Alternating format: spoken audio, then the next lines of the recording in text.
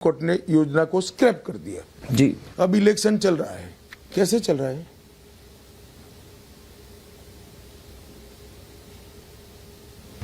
आप जानेंगे, मैं तो इलेक्शन नहीं लड़ नहीं, अब पूरी दुनिया जानती है कैसे चल रहा है। कैश से चल रहा है। तो ये ठीक है क्या? चल रहा है क्या? चल ही रहा है, अभी इलेक्शन तो चल ही रहा है, इलेक्शन चल ही रहा है। सारी पार्टियां कैश में डोनेशन लेती है। क्या बीजेपी लेती है? सारी पार्टियों को लेना पड़ेगा क्योंकि ऑफिशियल रास्ता बंद कर दिया। पहले भी लेते थे, बॉन्ड के पहले भी। बॉन्ड के आने के बाद 93% कैश की डोनेशन कम हो गई थी, 93% सारा बॉन्ड से आता था। कम से कम बैलेंस शीट में तो शो होता था, जो बॉन्ड देता था उसको बताना पड़ता था कि मैं इलेक्टोरल बॉन्ड इतने रुपए का दिया हूं, और जो पार्टी लेती थी उसको बताना पड़ता था कि हमने इतने रुपए का बॉन्ड लिया है। सिर्फ किसने कितना दिया वो वेंडेटा की पॉलिटिक्स के कारण एक्सपोज नहीं करना होता था। अगर किसी ने कांग्रेस पार्टी को दिया तो बीजेपी का जहां शासन है वहां वो डोनेशन देने वालों को तकलीफ आएगी, और बीजेपी कांग्रेस को दिया तो बीजेपी के शासन में तकलीफ आएगी। ऐसा भय डोनेशन देने वालों को था, इसलिए एक ये व्यवस्था करी थी। अब सुप्रीम कोर्ट ने स्क्रैप कर दी। मुझे लगता है कहीं ना कहीं कभी ना कभी सुप्रीम कोर्ट को इस पर पुनर्विचार करना पड़ेगा। कैसे करेगी अभी? बॉन्ड पर कैसे करा? ऐसे ही कोई जाएगा कि तो सारा कैश में होगा, बैलेंस शीटें देखिए, आपके जजमेंट पर आप पुनः विचार करिए। भारतीय जनता पार्टी क्यों नहीं जाती? भारतीय जनता पार्टी इसलिए नहीं जाती कि फिर आप हम पर आरोप लगाओगे कि आप इससे ऐसे ऐसे लोगों का बॉन्ड लेना चाहते हो। और मेरा अलग कहना है कि अनुपात में देखें तो सबसे कम डोनेशन भारतीय जनता पार्टी को मिला है। ये आप कैसे कह सकते हैं? जैसे हमारे 300 सांसद थे और कांग्रेस पार्टी के 40 थे। वैसे तो तृणमूल को भी ज्यादा मिला। एक मिनट, 40 थे। कांग्रेस को 1600 करोड़ रुपया मिला, हमें 6000 करोड़ रुपया मिला। हमारे 300 है, आप अनुपात में देखिए तो कांग्रेस को 9000 करोड़ रुपया। मैं आपकी बात समझ गया, मगर आपने मेरे सवाल का जवाब नहीं दिया। मेरा था कि कॉन्फ्लिक्ट ऑफ इंटरेस्ट है क्या जब किसी कंपनी पर इन्वेस्टिगेशन हो रही है तब उनसे पैसा लेना? ऐसा है अर्णव जी कि इन्वेस्टिगेशन और डोनेशन को आप मिक्सअप मत करिए। इन्वेस्टिगेशन एक रूटीन अफेयर है। इतनी सारी एजेंसियां, कभी ना कभी कोई ना कोई कंपनी का कोई ना कोई इन्वेस्टिगेशन चलता ही रहेगा। कांग्रेस पार्टी तो कह रही है हमारे पैसे ही नहीं। उनका कैंडिडेट भी वहां से उड़ीसा से कहीं से, उनके कैंडिडेट ने भी चिट्ठी लिख दी पूरी से, जो संबित पात्रा के खिलाफ कैंडिडेट है। उन्होंने कहा कि मेरे पास पैसे ही नहीं है। इंप्रेशन ऐसा जा रहा है कि आपने कांग्रेस पार्टी के अकाउंट्स को फ्रीज कर दिया, उनके पैसे ही नहीं है। उनकी हालत खराब है। सूरत में उनके कैंडिडेट कहीं पे मिस्टीरियसली डिसअपियर कर जाते हैं, यू कांट फाइंड हिम। तो ये मैं एक छोटी सी बात पूछना चाहता हूँ। कांग्रेस के प्रत्याशी जी 2 चरण में चुनाव लड़ लिए। इन्होंने कितना खर्चा किया है? एक बार तो ऑन साइट होता है, लेकर कल शो कीजिए कि पूरा अकाउंट फ्रीज हो गया तो इतना पैसा कहां से आया? क्या रो रहे हैं? हर रोज राहुल, प्रियंका खड़गे जी प्रेस कॉन्फ्रेंस करते हैं, हेलीकॉप्टर में घूमते हैं। कहां से घूमते हैं? अगर अकाउंट फ्रीज है तो जितने बाकी बचा कुचा है पैसा उससे शायद नहीं। फ्रीज है तो बचा कुचा भी कहां से आ गया? फ्रीज मतलब फ्रीज होता है, बचा कुचा कहां से आएगा? आप बोल रहे, झूठ बोल रहे हैं वो आप। मैं ऐसा नहीं कहता, मैं आपको बताता हूं कि कैसे चल रहा है। देश की जनता को भी सोचना चाहिए। इंप्रेशन है कि इतना दबाव है, मिस्टीरियस हैंड है, अमित शाह का नजर हर चीज पर है, इतने पावरफुल है अमित शाह की सूरत के कैंडिडेट ही चल पड़े, वो कैंडिडेट लड़ना नहीं चाहते हैं। इस पर इसमें भी बीजेपी का हाथ है। वास्तविकता ये है, सिर्फ कांग्रेस पार्टी के कैंडिडेट क्यों भाग जाते हैं? उनके वहां से कोई चुनाव लड़ने के लिए तैयार नहीं, किसी भी को भी पकड़कर पर्चा डलवा देते हैं, बेचारा विड्रॉ कर जाता है। क्यों तृणमूल कांग्रेस के नहीं भागे? क्यों डीएमके के नहीं भागे? ये सब भी तो हमारे खिलाफ है। क्यों कम्युनिस्ट के एक भी नहीं भागे, क्यों आप पार्टी का एक भी नहीं भागा? न जाने इनकी प्रोसीजर क्या है, कैसे टिकट देते हैं, इनके प्रत्याशी भाग जाते हैं फिर रोने बैठते हैं। तो आपके पास प्रत्याशी नहीं है, इसमें कोई क्या करे? हमें भेज दो एक पत्र तो हम भेजेंगे एक दो प्रत्याशी। क्या यार, ऐसे आप ऐसी ऐसी चीजों को लेके इतना कीमती समय बर्बाद करें। इस बार ईवीएम की बात जो चली थी फिर थोड़ा कम हो गया अभी लास्ट फ्यू दिनों में। देखिए ऐसा है जी। सुप्रीम कोर्ट ने भी पूरी सिस्टम को ओके माना है। और अर्णव जी, मैं कांग्रेस पार्टी के मित्रों को और इंडिया अलायंस वालों को पूछना चाहता हूं कि जब आप जीत जाते हो तब क्या होता है? अभी अभी तेलंगाना में उनकी सरकार बनी तो ईवीएम खराब है तो सरकार कैसे बनी? ममता दीदी कैसे मुख्यमंत्री है? स्टालिन कैसे मुख्यमंत्री है? हिमाचल में उनका कैसे मुख्यमंत्री है?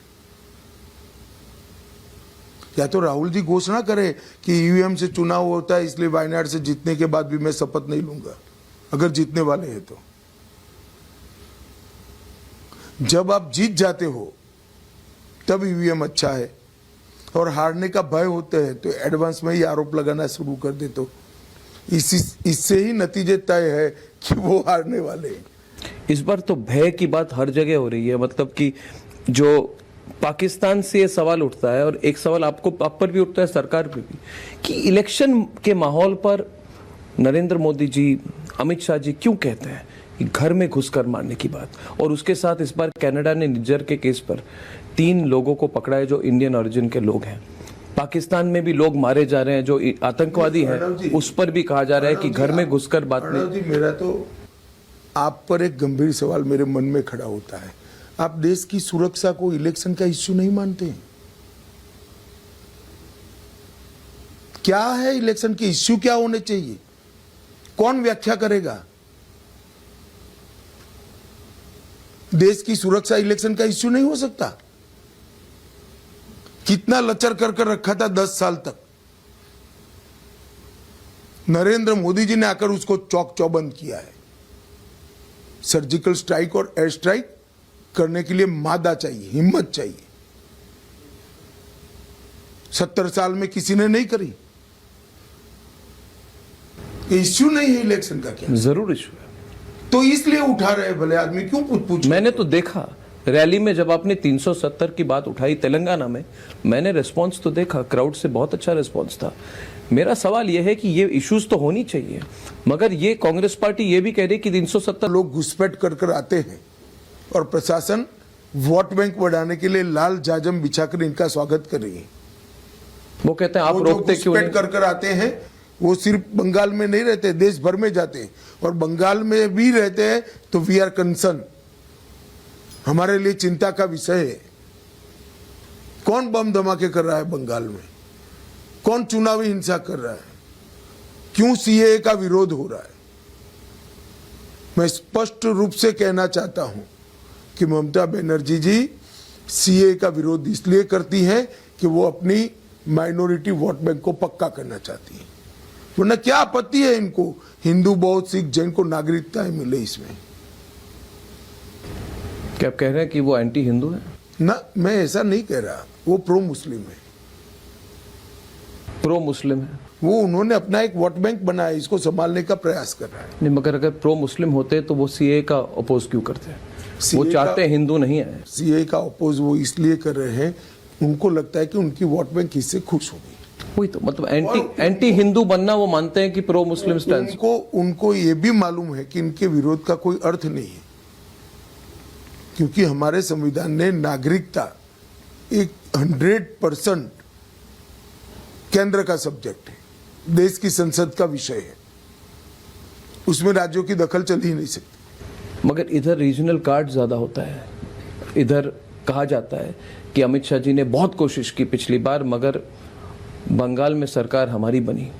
और इस बार आपके आंकड़े, आपने रिपब्लिक समिट पे आए थे, आपने कहा 25 सीटें मिलेंगी। इस वक्त का आंकड़ा क्या है और उसका आधार क्या? देखिए, हम बंगाल का मिनिमम 25 तो क्रॉस कर ही जाएंगे, हम 30 के ऊपर भी जा सकते हैं। 30 के ऊपर? जी। 3/4 3/4 आपकी हो सकती है। जी, बंगाल का माहौल बदल चुका है अर्णव जी। बहुत पानी गंगा जमुना में बह गया। बंगाल की जनता उनको पहचान चुकी है। ये एपीसमेंट की पॉलिटिक्स के लिए एक महिला मुख्यमंत्री के नाक के तले संदेश खाली में सैकड़ों माताओं का शोषण होता है, पर केवल और केवल अपनी वोट बैंक संभालने के लिए उसको अरेस्ट भी नहीं करते हैं। हाईकोर्ट को ऑर्डर करना पड़ता है, हाईकोर्ट को जांच सीबीआई को देनी पड़ती है। किस प्रकार से ये प्रदेश चल सकता है? किसी मंत्री के घर से 51 करोड़ रुपया कैश मिलती है। गिनते गिनते सारे स्टेट बैंक ऑफ इंडिया के कैश काउंटिंग मशीन गर्म हो जाते हैं, दूसरे लाने पड़ते हैं। भरने के लिए टेम्पो लेकर जाना पड़ता है। कौन जिम्मेदार है उसका? इतना रैंपड करप्शन किसके नेतृत्व में हो रहा है? वो कहते हैं सब षड्यंत्र है अमित शाह जी, सब षड्यंत्र कहते हैं। ऐसे 51 करोड़ रुपया इनके मंत्री के घर से मिलते हैं। झारखंड में कांग्रेस के एमपी के घर से 351 करोड़ रुपया मिलता है, और फिर कहते हैं ये षड्यंत्र है। तो आप क्या कर रहे थे? षड्यंत्र था तो कौन रख गया आपके घर पे? और ये सिर्फ पैसा नहीं मिला है, किस प्रकार से नौकरी देने में घूस खाई गई, इसका पूरा कच्चा चिट्ठा आज एजेंसियों के पास में उपलब्ध है। हाईकोर्ट के सामने पेश किया गया है। रेड कार्ड था। तेजस्वी युवा लोन लेकर नौकरियों की तैयारी करते हैं, उन पर ऋण चढ़ जाता है, लोन पेंडिंग रह जाती है, और डफर टाइप के लोग घूस देकर नौकरी प्राप्त कर लेते हैं। कैसे चलेगा देश? ये यूथ के फ्रस्ट्रेशन को कहां डालाएंगे हम? ये सारा कुछ जो हुआ अमित शाह जी, सारा कुछ जो हुआ, एसएससी स्कैम, बाकी स्कैम, कोल स्कैम, ये सब स्कैम में क्या ममता बनर्जी और उनके भतीजे का हाथ नहीं है? क्या उनको पता नहीं है? खुद व्यक्तिगत तौर पर उनके सारे मंत्रियों के खिलाफ एक्शन हुआ है, मगर उनके खिलाफ डायरेक्टली अभी तक नहीं हुआ। एक मिनट, वो इन्वॉल्व है या नहीं है वो तो सारे प्रूफ एजेंसियों ने ढूंढने हैं, परंतु वो अगर कहती है मुझे मालूम नहीं है, तो भी उनको शासन करने का अधिकार नहीं है। कि राजा ऐसा नहीं हो सकता कि आपका पूरा तिजोरी ही कोई लूट कर चला जाए और आप कहो कि मुझे मालूम नहीं है। आपकी सरकार में करप्शन हो रहा है, you are responsible for that. एक तरह से उन्हें छूट मिली हुई है अभी तक, ममता बनर्जी और कोई छूट नहीं मिली है, जांच चल रही है। कोई सेंस, अगर इस तरह के किसी को सेंस हो कि अर्णव जी, मैं क्या कंचे खेल रहा हूं को आपके इंटरव्यू में कह दूंगा, और एजेंसी मुझे ब्रीफ नहीं करती भैया। वो एजेंसी तो अपना काम कर सीधी कोर्ट में जाएगी। अमित शाह जी, आपने कहा कि 30 सीटें तक आपको बंगाल में मिल सकते हैं।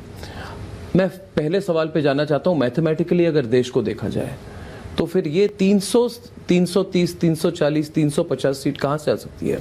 ये कहते हैं सैचुरेटेड हो चुका है कई सारे स्टेट। ऐसा है अर्णव जी, मुझे पेंटिंग की ज्यादा चित्रकारी की बात नहीं करनी चाहिए। पेंटर कहे वो मान लेना चाहिए। तो आप मेरी बात मानकर चलो, आप 300 में भी ऐसे खुरेज कर 19 में मुझे पूछते थे, हम पहुंच गए 300 पे।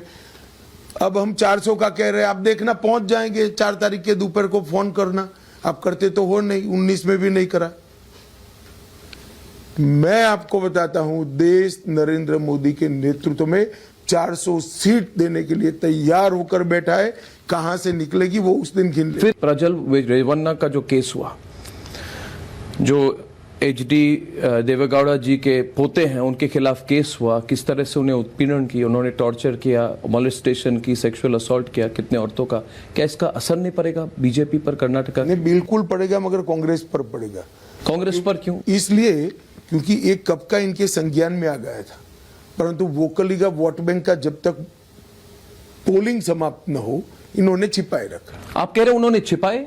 निश्चित रूप से छिपाया है। कैसे छिपाते? इससे तो उनका फायदा वोकली का वोटिंग होने के 2 दिन बाद ही ये बात बाहर आती है, और तब तक रेवन्ना भाग जाते हैं।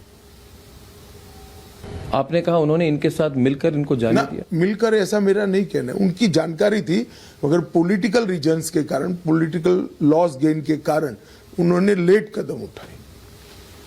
सोच समझ के सोच समझ के। इसका आप पर कोई असर नहीं पड़ेगा। मैं तो कई बार मैंने तो अब मैंने ही मेरी पार्टी का स्टैंड स्पष्ट कर दिया, कठोर से कठोर कार्यवाही होनी चाहिए, किसी को नहीं बख्शना चाहिए, भले हमारे साथ ही हो। आपकी डॉक्टर्ड वीडियो निकली थी, वो भी तेलंगाना के कांग्रेस के सोशल मीडिया टीम की ओर से उनका रोल था उस पर, और जब तक उसको पकड़ी गई वो बहुत वायरल हो चुका था अमित शाह जी, जहां पे आप कह रहे हैं doctored video, deep fake video में आप कह रहे हैं कि अब ओबीसी कोटा को काट देंगे। देखिए, फॉर्चुनेटली डॉक्टर्ड वीडियो निकालना और पकड़े जाना दोनों के बीच में पोलिंग नहीं हुई है। जब वीडियो बाहर आई तुरंत मैंने सच्चा मेरा जो भाषण था वो मीडिया के सामने रखा, और पूरे देश के मीडिया ने, इवन रीजनल मीडिया ने भी सच्चा भाषण और डॉक्टर्ड भाषण दोनों जनता के सामने रखे। वो कंप्लीटली एक्सपोज हो चुके हैं और सबको मालूम है कि तेलंगाना कांग्रेस ने किया है।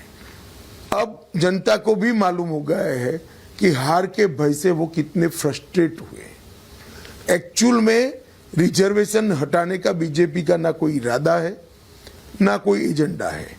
रिजर्वेशन पर किसी ने अगर डाका डाला है तो कांग्रेस ने डाला है। मैं आपको डिटेल समझाना चाहता हूं।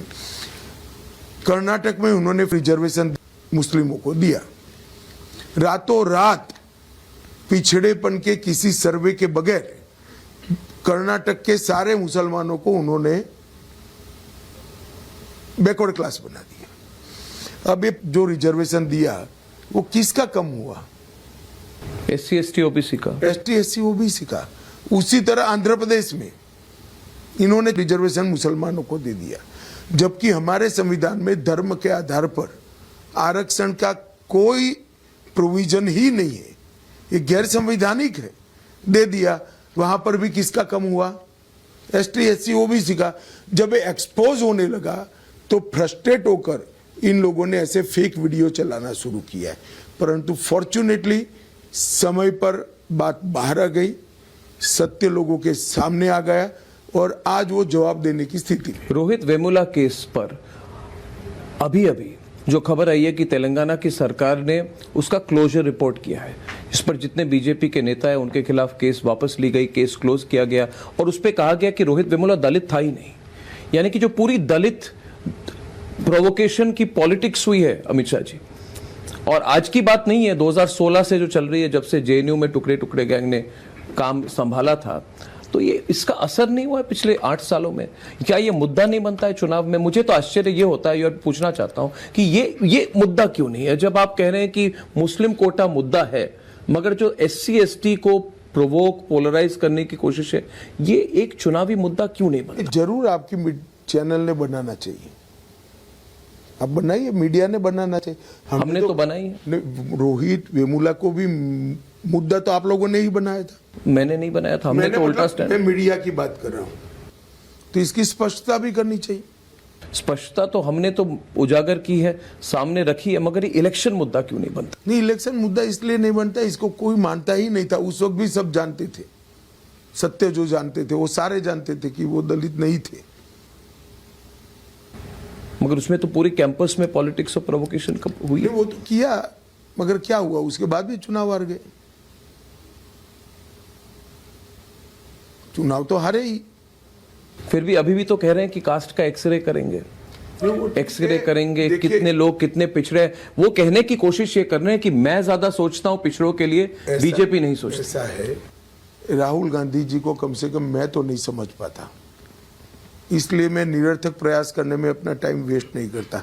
आप समझ पाओ ऐसी आपको आशा है तो आपको जरूर प्रयास करना चाहिए। समझ जाओ इस दिन मुझे बताइएगा तो मैं भी आपसे कुछ समझूंगा। अब इनकी जो सोच है, मैं उस पर आपकी राय मांग रहा हूं। इनकी सोच है कि देखिए, बीजेपी को 273 की जरूरत है, हमें 273 की जरूरत नहीं है, हमें 80-100 किसी तरह से मिल जाए। उसके बाद anti Modi, anti BJP sentiment इतनी जोर पकड़ चुकी है और इतने लोग ये मानते हैं कि अगर मोदी जी तीसरी बार आ जाए तो उनका रहना मुश्किल हो जाएगा, कि सारे पार्टीज हमारे साथ आ जाएंगी।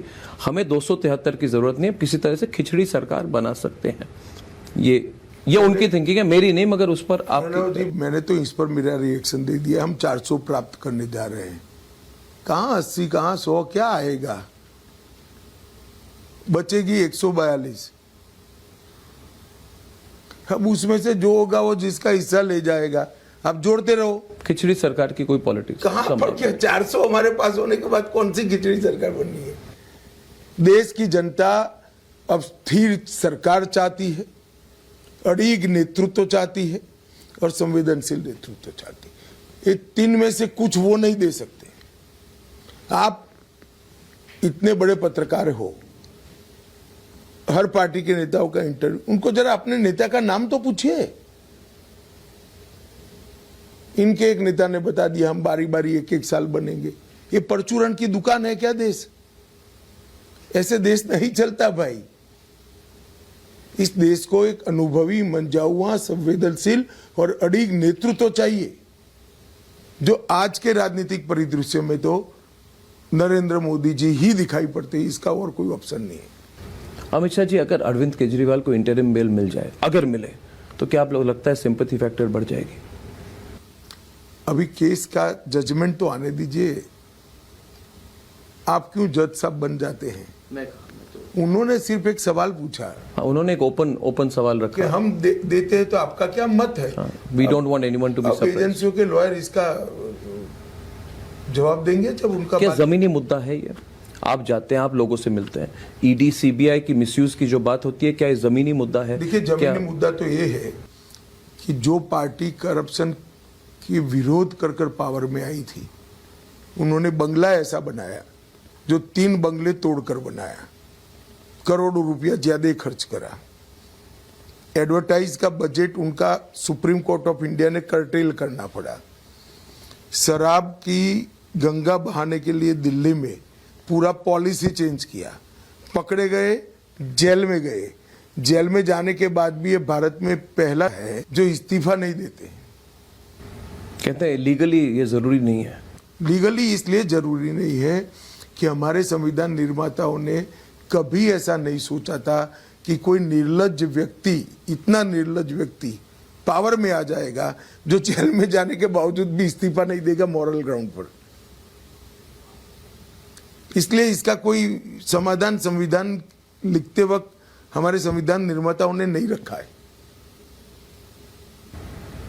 तो ऐसे सिचुएशन में क्या किया जाए? कुछ नहीं, का जनता तय करेगी। मुख्यमंत्री तिहाड़ जेल से चलाए अब अभी तो अनगिनत दिनों के लिए, अभी तो चला ही रहे। लॉन्ग टर्म सॉल्यूशन तो नहीं है। निकलेगा, समय ही निकालेगा, जनता निकालेगी। आप नहीं निकालेंगे कुछ?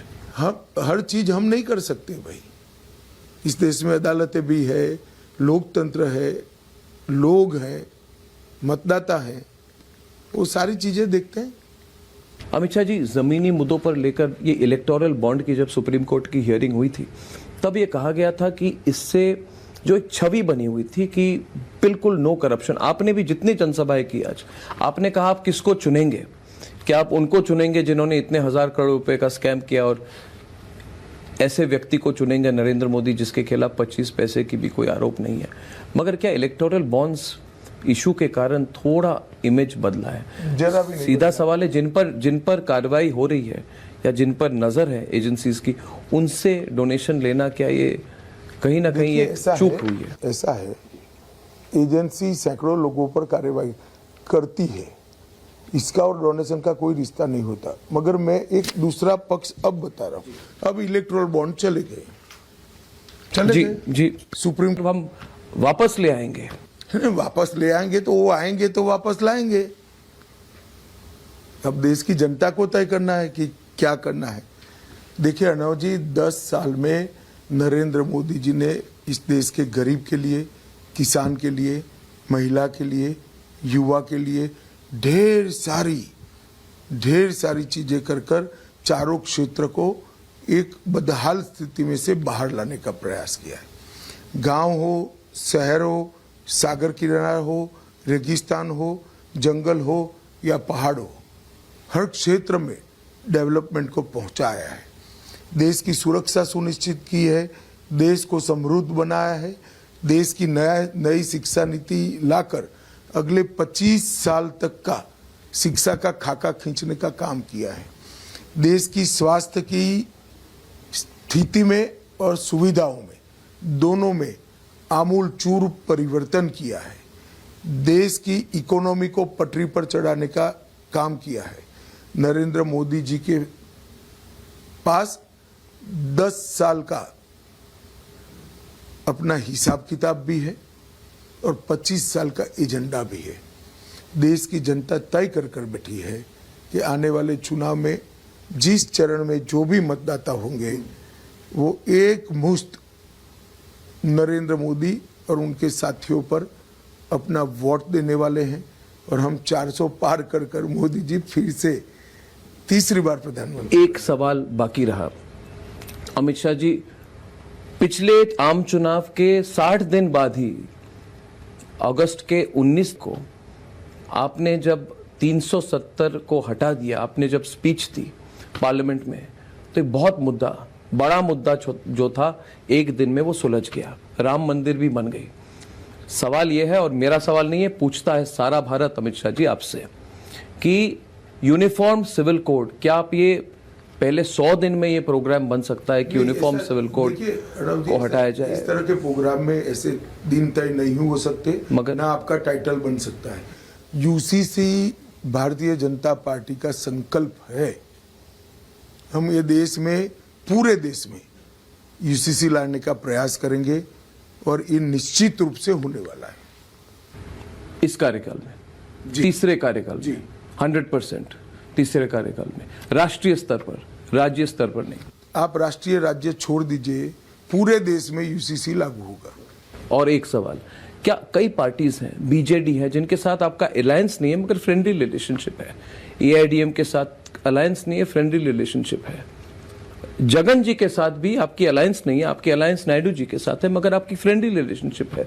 माना जा रहा है पॉलिटिकल सर्कल्स में कि इस बार एक सुपर एनडीए बन सकता है।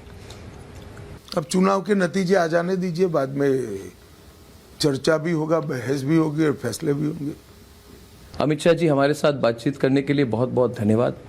और 6 तारीख के बाद मैं चाहूंगा कि पहला इंटरव्यू इस बार आपसे हमारी रिपब्लिक टीम की। नमस्कार। नमस्कार अमित शाह जी।